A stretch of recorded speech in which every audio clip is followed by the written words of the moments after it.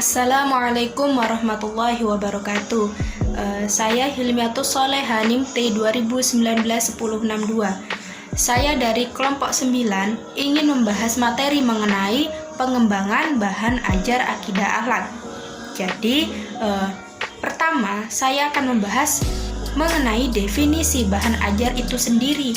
Nah, bahan ajar itu adalah segala sesuatu yang berisikan materi, baik itu yang tertulis maupun tidak tertulis, yang tersusun secara sistematis untuk membantu seorang guru dalam memberi pemahaman dengan mudah kepada siswa untuk mencapai tujuan suatu pembelajaran. Nah, ada beberapa para ahli yang mengemukakan pendapatnya mengenai definisi bahan ajar. Yang pertama, menurut National Center of Competency Based Training. Jadi mereka berpendapat mengenai definisi bahan ajar bahwa bahan ajar itu adalah segala sesuatu yang berisikan materi atau segala sesuatu yang berbentuk bahan yang digunakan oleh seorang guru dalam proses atau dalam menjalani proses pembelajaran. Nah, kemudian yang kedua menurut Mulyasa. Jadi Mulyasa ini berpendapat bahwa definisi bahan ajar itu adalah satu bagian atau salah satu bagian dari sumber ajar yang mengandung makna baik itu secara global ataupun secara spesifik, yang mana kedua hal ini sama-sama digunakan oleh seorang guru untuk kepentingan pembelajaran. Nah, kemudian yang ketiga menurut Andi Prastowo. Jadi Andi Prastowo ini berpendapat mengenai definisi bahan ajar itu adalah segala bahan atau segala sesuatu yang berbentuk bahan, baik itu bersifat atau berupa alat ataupun informasi ataupun juga bisa berupa teks, yang mana bahan ini tersusun secara sistematis ataupun berurutan yang dilakukan oleh seorang guru kepada siswanya untuk membantu siswa mencapai tujuan pembelajaran yang dituju. Jadi, kesimpulannya, bahan ajar itu adalah segala sesuatu yang di dalamnya berisikan materi yang tersusun secara berurutan atau sistematis yang digunakan oleh seorang guru untuk mencapai tujuan pembelajaran. Nah, contohnya seperti buku. Nah, buku ini dinamakan media pembelajaran. Namun, di dalam buku itu kan terdapat materi. Nah, materi yang di dalam buku itu dinamakan bahan ajar. Sama seperti video yang saya buat ini. Nah, video ini dinamakan media. Tetapi materi yang saya sampaikan di dalam video ini yang disebut dengan bahan ajar. Jadi kesimpulannya, bahan ajar itu adalah materi pembelajaran. Nah, dalam bahan ajar itu sendiri terdapat macam-macam dari bahan ajar. Yang pertama, bahan ajar cetak. Nah, bahan ajar cetak ini contohnya seperti buku, kemudian brosur, kemudian juga bisa modul, dan juga LKS, pamflet, dan lain-lain. Nah, kemudian ada macam-macam bahan ajar audio atau pendengaran, seperti contohnya kaset, kemudian seperti radio, dan juga bisa piringan hitam ataupun compact disc. Nah, kemudian macam-macam bahan ajar yang ketiga yaitu bahan ajar pandang atau sesuatu yang bisa dilihat. Contohnya seperti foto, gambar, ataupun maket. Nah, selanjutnya macam-macam bahan ajar yang keempat itu adalah pandang dengar, yakni sesuatu yang bisa dilihat dan juga bisa didengar oleh seorang siswa. Contohnya seperti VCD, video, ataupun film. Nah, yang terakhir, macam-macam bahan ajar multimedia interaktif. Nah, multimedia interaktif ini adalah salah satu bahan ajar yang digunakan oleh seorang guru dalam pembelajaran jarak jauh. Contohnya seperti web, kemudian Google Classroom, Zoom, aplikasi via WhatsApp, dan lain sebagainya. Oke, selanjutnya di sini saya akan membahas mengenai definisi akidah. Jadi akidah ini bisa kita katakan secara bahasa al-aqdu, yang artinya itu ikatan. Dan juga kita bisa menyebut akidah ini sebagai at-tausiku, yang artinya suatu kepercayaan ataupun keyakinan yang kuat. Nah, kita juga bisa mengatakan akidah ini dengan sebutan al-ihkamu, yang artinya mengokohkan ataupun menguatkan. Nah, yang terakhir, akidah juga bisa kita katakan rabtu biquwah, yang artinya mengikat dengan kuat. Jadi, menurut istilahnya, akidah itu adalah suatu keyakinan yang ada di dalam diri seseorang yang diucapkan dengan lisan dan kemudian diwujudkan dalam suatu amal perbuatan. Contohnya saja, ketika seseorang percaya atau yakin dengan adanya hari akhir, ataupun dia yakin dengan adanya kematian, maka otomatis seseorang itu akan mewujudkan dengan amal perbuatan berupa dengan berbuat perbuatan yang tidak tercela, yaitu perbuatan atau akhlak terpuji sebagai bekal ketika dia pulang ke kampung akhirat nanti, seperti itu. Jadi ketika seseorang itu sudah yakin akan suatu hal, maka dia akan melakukan sesuatu dengan wujud amal perbuatan. Contoh lain juga seperti semisal seseorang percaya akan adanya Allah, maka otomatis dia akan melakukan apapun, sesuatu apapun yang dicintai atau yang diperintahkan oleh Allah dengan tidak melanggar perintah yang dilarang oleh Allah. Nah, kemudian pengertian akhlak secara bahasa. Jadi akhlak ini bisa kita katakan dengan al-sajiyah, yang artinya perangai. Kita juga bisa menyebut akhlak ini dengan sebutan al-khulq, yang artinya kebiasaan. Dan juga kita bisa mengatakan akhlak ini sebagai watak ataupun sifat, kelakuan, adat istiadat seseorang. Nah, jadi secara istilah, akhlak itu adalah suatu kondisi yang ada di dalam diri seseorang tanpa adanya suatu pemikiran ataupun tanpa adanya suatu penelitian.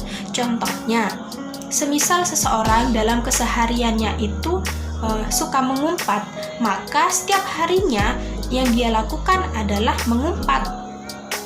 Nah, seseorang ini mengumpat tanpa adanya berpikir, karena memang sudah terbiasa melakukan perbuatan tercela ini seperti mengumpat. Nah, beda halnya dengan seseorang yang sudah terbiasa dengan melakukan hal-hal yang baik, maka setiap harinya tanpa adanya pemikiran, tanpa adanya penelitian, orang itu secara tidak langsung melakukan perbuatan baik itu secara terus-menerus atau setiap hari, sehingga perilaku-perilaku itu menjadi kebiasaannya, dan kebiasaan inilah yang disebut dengan akhlak, seperti itu. Nah, kemudian saya akan menjelaskan mengenai pengembangan bahan ajar akidah akhlak. Jadi, pengembangan bahan ajar akidah akhlak itu adalah suatu cara atau segala upaya yang dilakukan oleh seorang guru atau seorang pendidik untuk membantu seorang murid dalam memahami materi dengan mudah melalui berbagai metode yang dilakukan atau yang digunakan oleh seorang guru, agar dapat membuat si murid ini atau siswa bisa mencapai tujuan pembelajaran, dan juga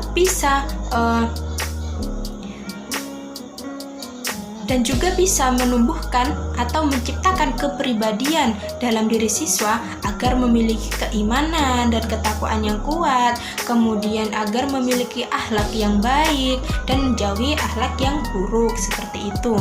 Nah, dalam pengembangan bahan ajar akidah akhlak ini ada landasan-landasannya. Yang pertama, landasan filosofis. Jadi landasan filosofis ini adalah landasan yang berhubungan dengan interaksi antara seorang guru dengan seorang murid. Nah, kita bayangkan saja, apabila dalam satu pembelajaran itu tidak ada yang namanya interaksi, maka otomatis pembelajaran tidak akan berjalan dan tujuan pembelajaran juga tidak akan tercapai.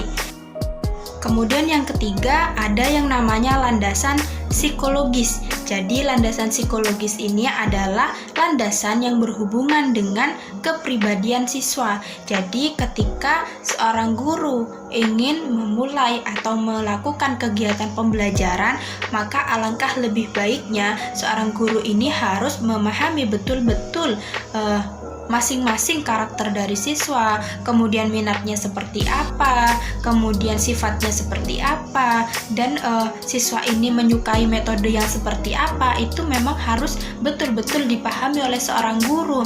Kenapa? Karena ketika seorang guru menyamaratakan misal dalam pemakaian metode disamaratakan dalam satu kelas, maka otomatis siswa yang maka otomatis sebagian siswa akan merasa kesulitan karena tidak nyaman dengan metode yang diberikan oleh seorang guru. Dan ini membuktikan bahwasanya dalam suatu pembelajaran itu memang seorang guru ini tidak hanya bertugas sebagai penyampai materi saja, tetapi guru di sini harus membimbing seorang siswanya, kemudian benar-benar harus mengenal siswanya mulai dari karakternya, ataupun dari cara belajarnya, ataupun dari sifat-sifatnya seperti apa, agar nanti ketika seorang guru ini sudah mengenal dengan baik masing-masing dari siswanya, maka tujuan pembelajaran itu akan tercapai. Nah, pembahasan selanjutnya ialah mengenai prinsip-prinsip pengembangan bahan ajar.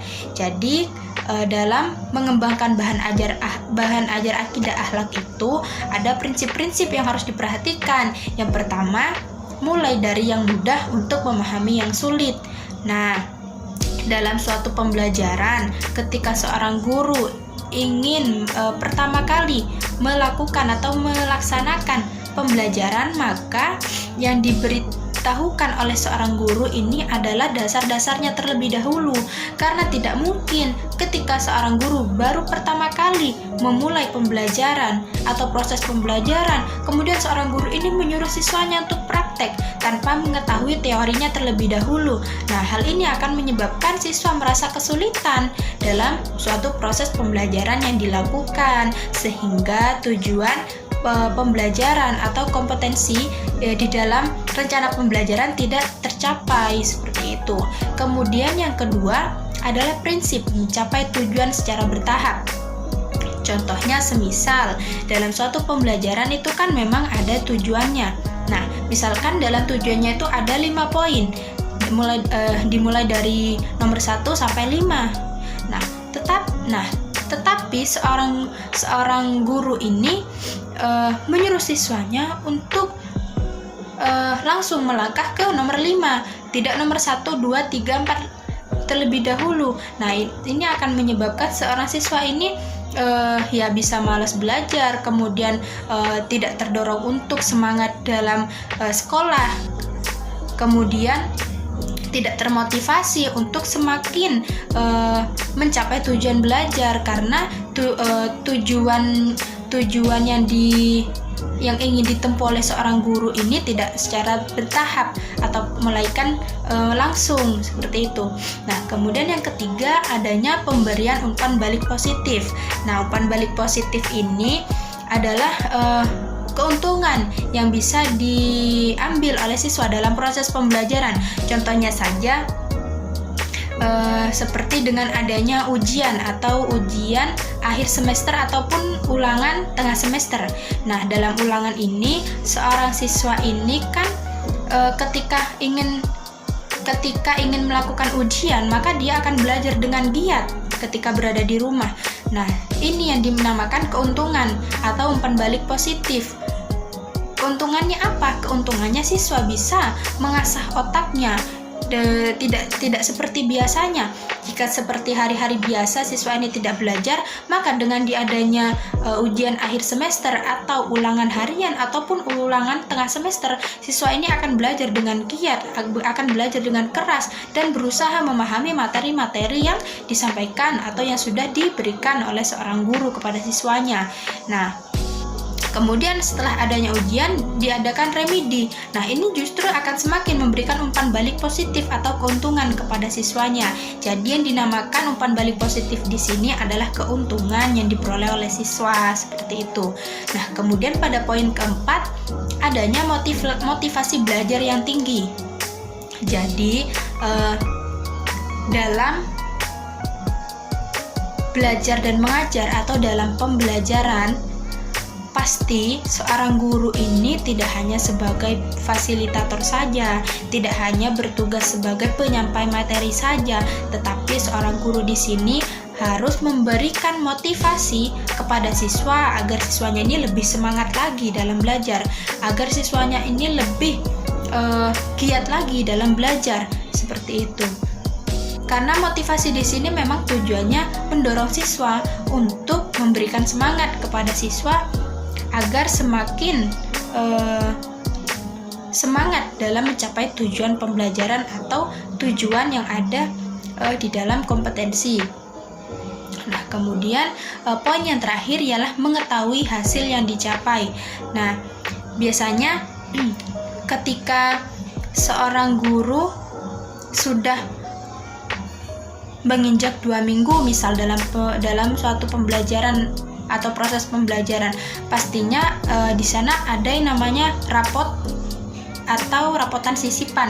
Nah, rapot ini tujuannya untuk mengetahui hasil belajar siswa. Kenapa? Karena ketika seorang siswa atau seorang guru tidak mengetahui masing-masing hasil belajar dari siswanya, maka otomatis siswa ini tidak akan terdorong untuk belajar. Kenapa? Karena tidak ada hasil yang dia ketahui. Nah, berbeda halnya ketika seorang siswa mengetahui, misal siswa si A hasil belajarnya tercapai dengan baik, maka dia harus meningkatkan lagi, maka dia harus mempertahankan lagi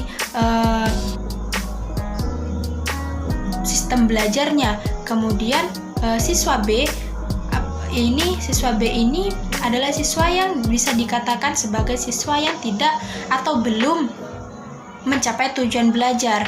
Maka hasil belajar di sini bertujuan untuk memberikan semangat lagi kepada siswa yang belum mencapai tujuan belajar agar dia lebih meningkatkan lagi sistem belajarnya, kemudian cara belajarnya ataupun metode-metode belajar yang dia lakukan, seperti itu. Nah, selanjutnya Zamrotul Mukafah ini berpendapat mengenai prinsip-prinsip pengembangan bahan ajar akidah akhlak. Yang pertama, prinsip relevansi. Nah, yang artinya keterkaitan atau kesesuaian dengan kompetensi dasar. Nah, contohnya apabila dalam suatu pembelajaran itu kompetensi yang diharapkan atau dikuasai siswa itu berupa materi fakta, maka materi pembelajaran yang diberikan oleh guru kepada siswanya harus berupa materi fakta. Nah, selanjutnya prinsip pengembangan bahan ajar konsistensi, yang artinya itu keajekan. Jadi contohnya, apabila kompetensi dasar yang harus dikuasai oleh siswa itu ada 4 macam misalnya, maka bahan ajar yang diajarkan kepada siswa ini harus 4 macam juga, seperti itu. Nah, kemudian prinsip yang terakhir ialah prinsip kecukupan. Jadi contohnya saja, apabila kompetensi dasar yang harus dikuasai oleh siswa itu 5 macam misalnya, maka seorang guru harus memberikan bahan ajar kepada siswa ya 5 macam, tidak terlalu banyak dan juga tidak terlalu sedikit. Nah, karena apa? Karena apabila bahan ajar yang diberikan kepada guru ini terlalu banyak, maka itu akan membuang-buang waktu. Nah, sehingga siswa juga akan kesulitan dalam menjalani proses pembelajaran.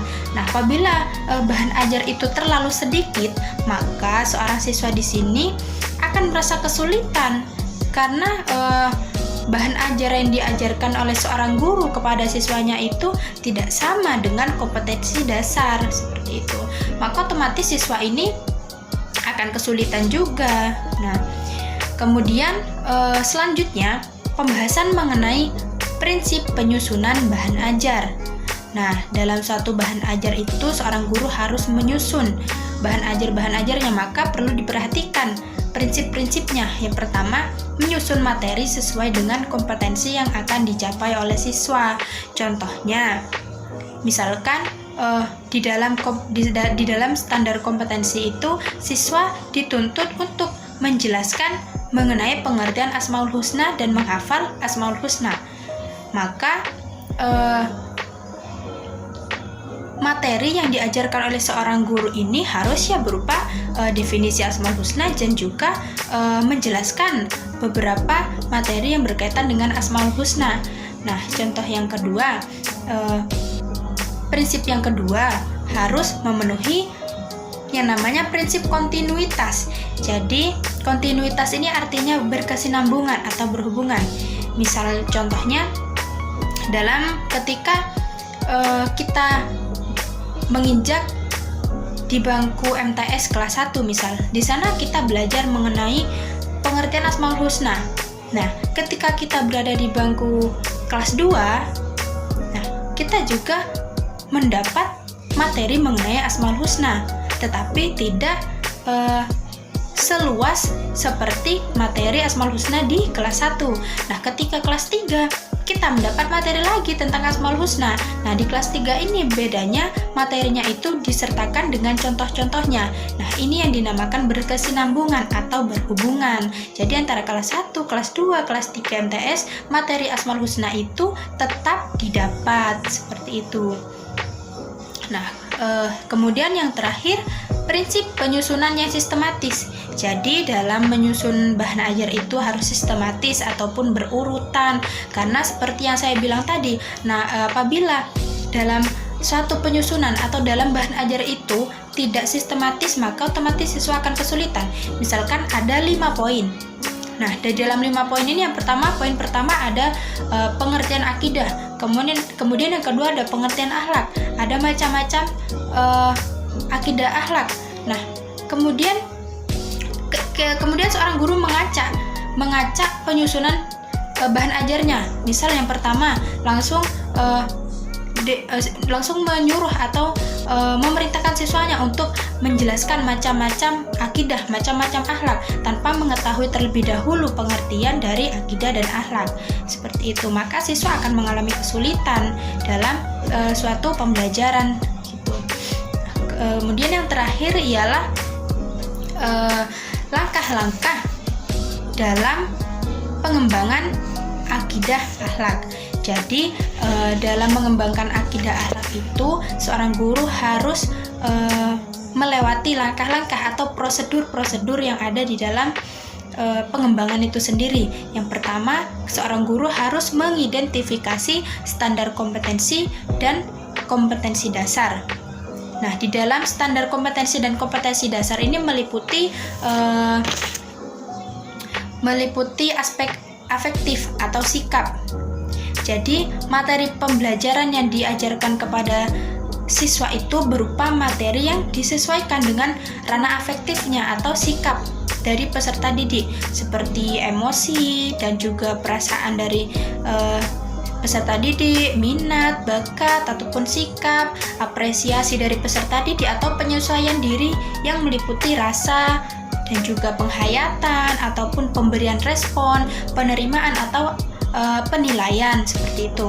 Nah, yang kedua meliputi aspek kognitif. Nah, aspek kognitif ini maksudnya adalah yang berkaitan dengan pengetahuan dan juga keterampilan. Contohnya saja dalam aspek kognitif ini meliputi materi fakta.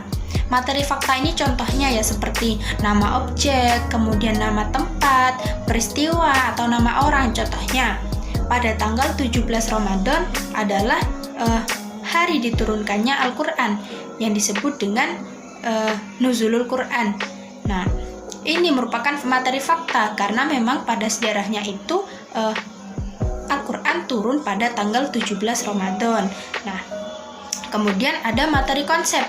Contohnya seperti yaitu seorang guru mengonsep materi-materi yang ada di dalam buku. Contohnya misal